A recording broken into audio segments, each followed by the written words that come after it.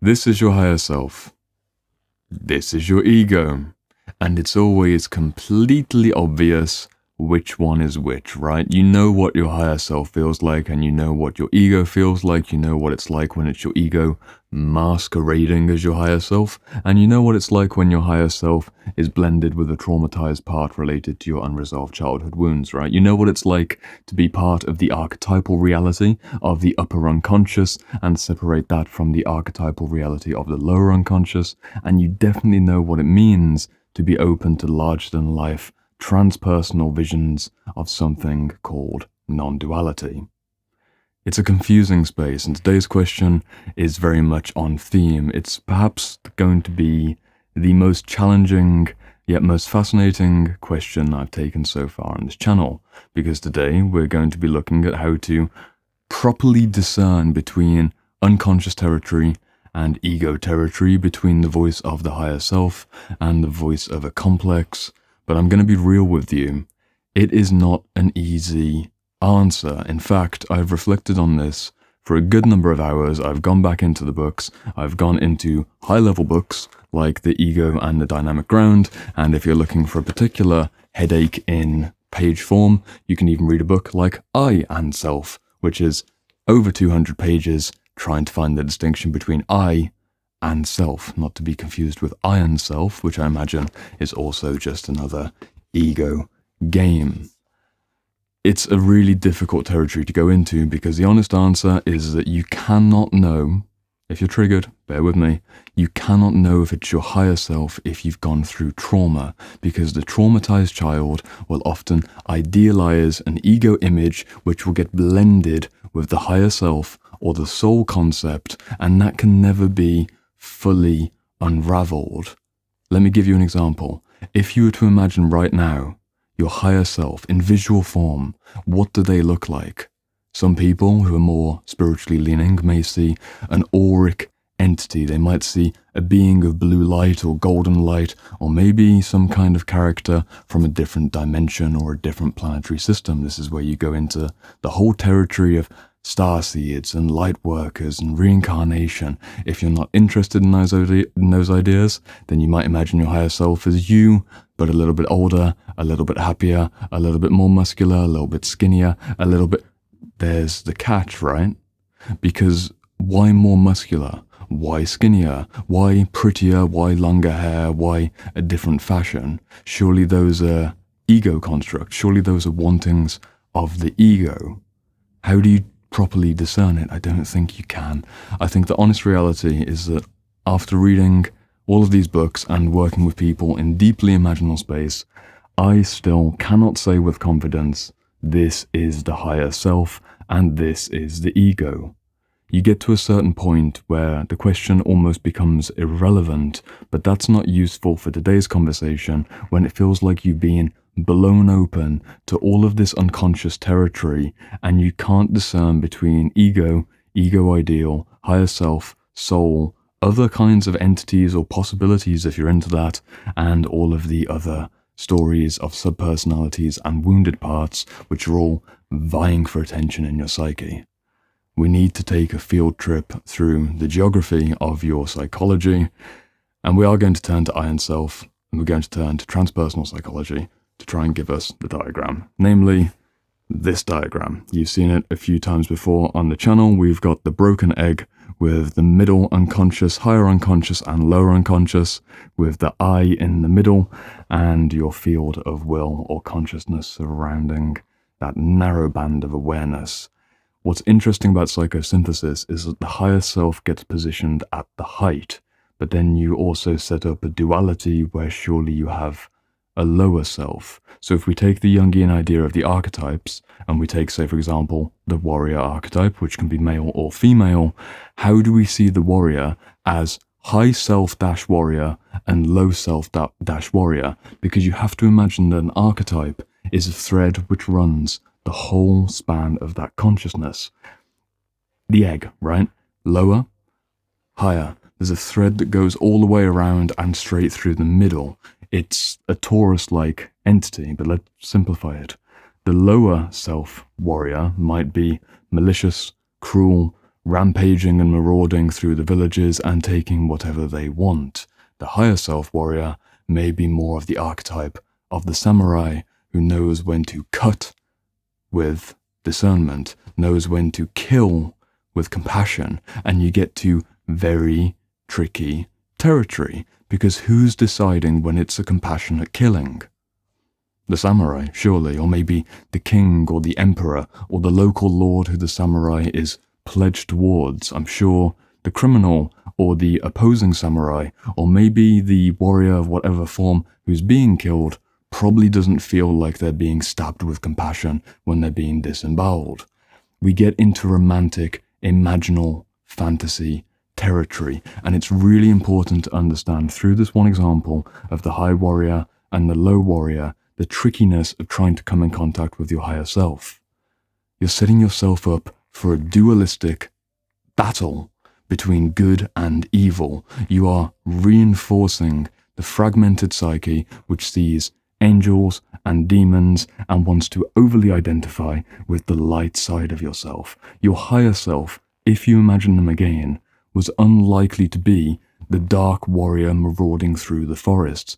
They were unlikely to be the fatter, less intelligent, dressed in rags and doing nothing with their life kind of character who's just moping around on the sofa. But why is that? It's probably because you have some assumptions and some associations with those particular characteristics being a lower vibration or less desirable, or whichever language you want to use. Depending on your character and your temperament, they are lesser and the higher is greater. So where does this put us in terms of finding an answer to the question of how to differentiate between an ego voice and the voice of an archetype or an unconscious part? It's very difficult. You have to do your trauma work. If you haven't done the trauma work around depotentiating the intense charge of shame, of guilt, of anger, of rage, of sorrow, of heartbreak, of longing, if you haven't depotentiated, which means to drain out the sudden dysregulated spikes of awareness, you won't know if you're actually coming into contact with the angelic larger-than-life being which is your high self, or a wounded part which is taking on that mask as a defense mechanism. I indicated this earlier in the video. If you imagine yourself as a 7-year-old who just got into a fight at school, let's imagine someone who you thought was your friend said something very mean, and you are the 7-year-old boy or girl who goes off pouting and you're a bit sad. You might imagine, based on your limited 7-year-old capacity, if only I was bigger and stronger, I'd be able to put them in their place. That's where it starts to begin. It's the same thinking as superhero fantasies. It doesn't matter what the hero might be. The small being, i.e. yourself when you're a child, looks up to the adults in the environment and projects a narrative of what it will be like to be an adult. It is the defining characteristic of the inner child. They are full of potential. The inner child is not yet grown into an adult. But then why is there this strange thing that when you go deep enough into the psychological territory, there's a strange blurring between the higher self and the inner child? In fact, you see this wonderfully with the classic dichotomy between true self and false self. There are some incredible psychologists I've read in this room who make this mistake, at least from my perspective. Why is it that your true self is your inner child? They often get collapsed together. But how could your true self be you age 7, vulnerable and not yet with a strong ego, not yet with the capacity to be able to articulate, to be able to create, to be able to connect as the adult that you are? How is that your true self? Because there's regressive elements there, sure. There's the potential of the future that you could have. There's the potential of the person you could become, but the child's fixed in those fantasies quite often of playing pretend. The little girl who plays nurse, or plays architect, or plays artist and puts on the outfits. The little boy that goes out and he gets onto like the little bike and he's like, I'm a motor rider, and he's like, whoom, he's really trying to be a big boy. That's what children do. They play these games of being bigger than they actually are and comparing themselves with idealized adults, especially when you go into your teenage years, and then it gets even more complex. This is the supermodel heartthrob on the wall, usually a boy band member for a 12-year-old girl, and they're like, wow, one day I'm going to marry him. It's the same pattern with a bit more of a intimate erotic energy wrapped up into it, and then boys usually do the same thing with a lot less class and sophistication. Not that it's very classy to be a 13-year-old girl with a boy band poster on the wall. They'll go straight towards the nudity element of internet websites, right? Generalizing, but the pattern of projection, the pattern of fixation, and finding external images to relate to and build an identity in contrast to, i.e., I am a straight man and I'm attracted to women, therefore I'm going to engage in this idea of who I am as a straight man and who I could be as a straight man to be a more ideal, best version of myself, straight man. Same with a woman, same with any possible labeling identity. I am an artist, how do I be my best artist? It gets into this higher self territory, but usually we fragment between true self and false self, and if you're feeling dizzied at this point in the conversation, that's part of what I'm intending, because it's not as simple as true self versus false self. I could do a very boring video saying the true self is compassionate, courageous, honest, inspired, autonomous, empowered. The false self is weak, vindictive, jealous, lazy. What am I doing? I'm just naming values randomly here and there and separating them on a spectrum. It's lame. It's boring. I don't think it's actually an avenue into deeper consciousness. You need to have a strong, healthy, mature ego. You also need to have an ego ideal that you're trying to close the gap between. If I'm remembering correctly, this is Freud's superego. You have the ego, the superego, which monitors the gap between the ego and the ego ideal. But the ego ideal might be created by the ego itself, which may also be blended with a wounded child aspect. So is it really your higher self, or was it you when you were 7 in the bully ground and it's like, yeah, my higher self, he's actually, like 210 pounds and he's got lots of money and he's doing good things in the community, but if I'm honest with myself, like I'm just interested in the aesthetics. It's a 7-year-old's fantasy. It can get more and more mature, but that higher self that you come into contact with is still anchored down into fantasy projection of an ego ideal. And if the internal experience is you hear the voice of your higher self, which I think can be a very genuine moment. I've had genuine moments, for the sake of being contrasting in this video, where I truly believe that I've come into contact with my higher self. I truly believe that I've come into contact with my soul. However, years later, after some of these particular experiences, having now read what I've read, I've almost gaslit myself into an awareness that maybe that was actually a projective fantasy, and maybe that was a useful projective fantasy, because in that period of dissolution, in that period of chaos and uncertainty, for some reason or another, I had the ability to sit down and receive the voice of my soul, which was actually just an imaginal, creative uprising of some kind of image. It was an instant metaphor. It was a feeling in my heart. It was sudden joy. And for the sake of simplicity, I perceived that to be the voice of my soul, the presence of my soul, or the presence of God. If you've had those experiences, I'm not trying to take them away from you, but when we're getting into the territory of identity, and we're trying to create these boundaries between higher and lower, true and false, ego and archetype, part and trauma, we have to be very careful of it not being boundaries like this, but actually more of a network. It's more of a network of blended subpersonalities and blended images. If you go into the trauma work around the multiplicity of the psyche, so this is subpersonality work, inner child work, internal family systems therapy, any of these modalities that deal with frozen parts or different archetypal entities. Jungian therapy goes into this as well. It's the archetypes and the stuff of dreams, the stuff of myth.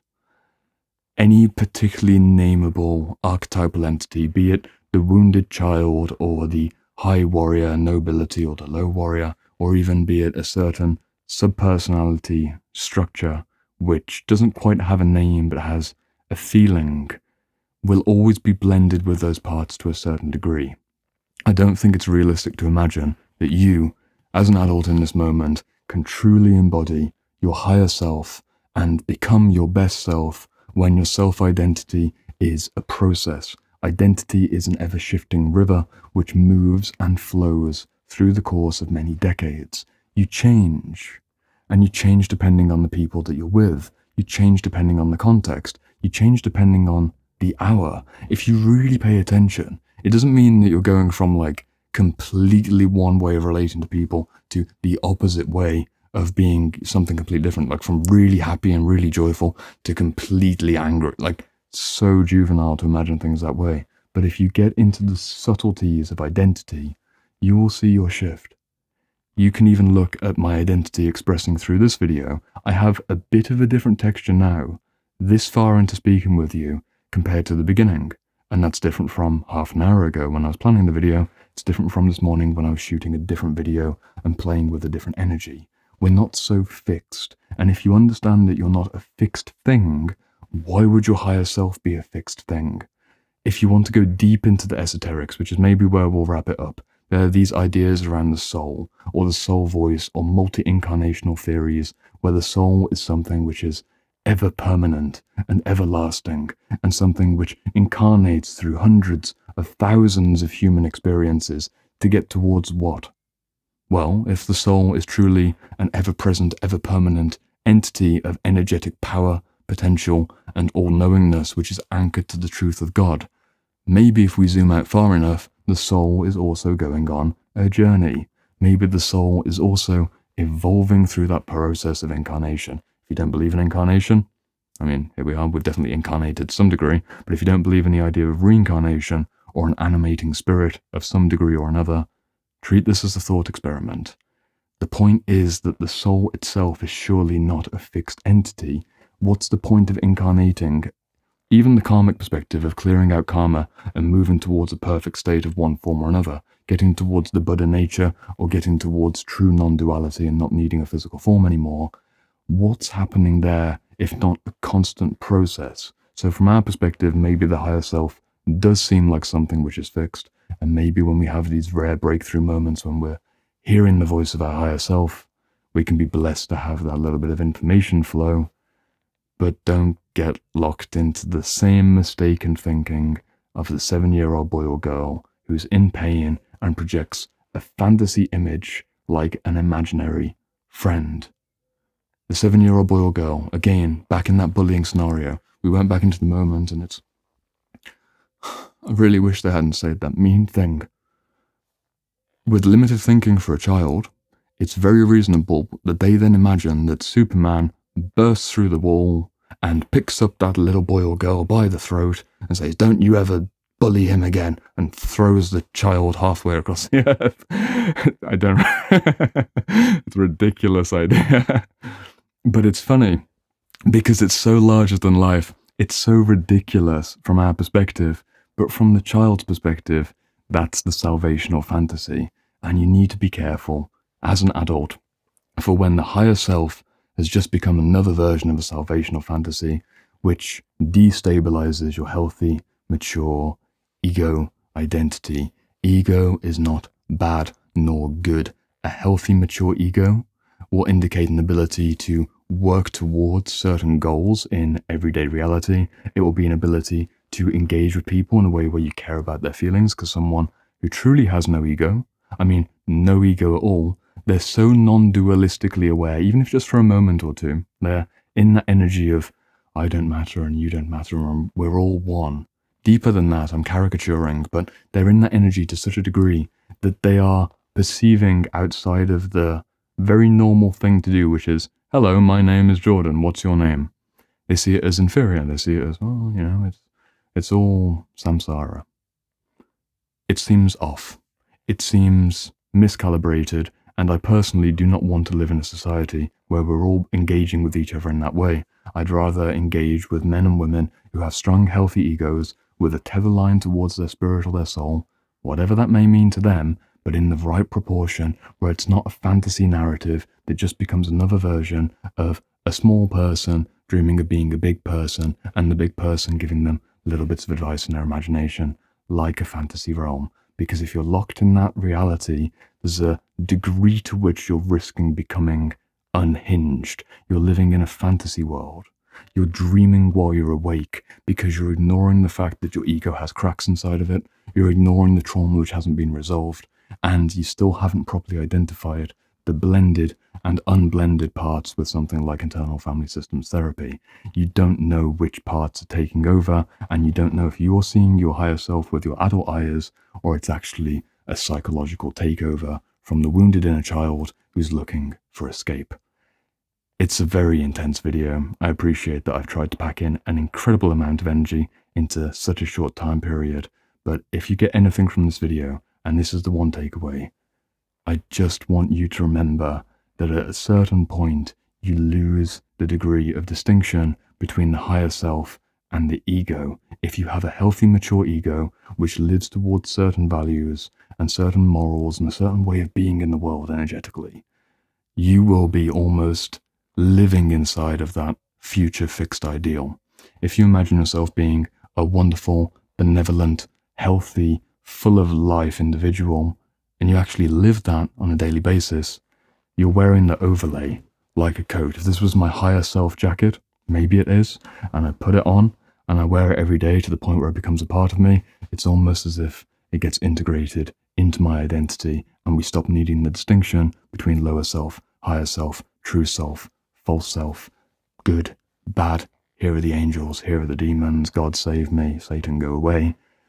It's important to go through that stage, but if you're looking for deeper integration, having the awareness by taking down the traumatized responses that we have, by depotentiating and de-idealizing our own ideals, which is a real paradoxical sentence to say, but also not getting so terrified of our own lower self.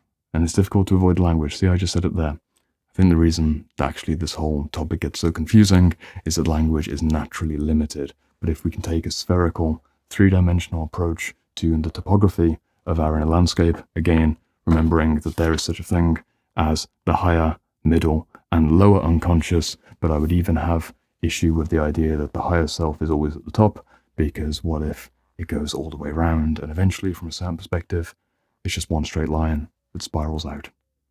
I'll leave it there. If you enjoyed this video, hopefully the next video is going to be less intellectually confusing for both myself and for you, but we will find out over there, won't we? It's over here. I appreciate your attention, and I look forward to seeing you on that one.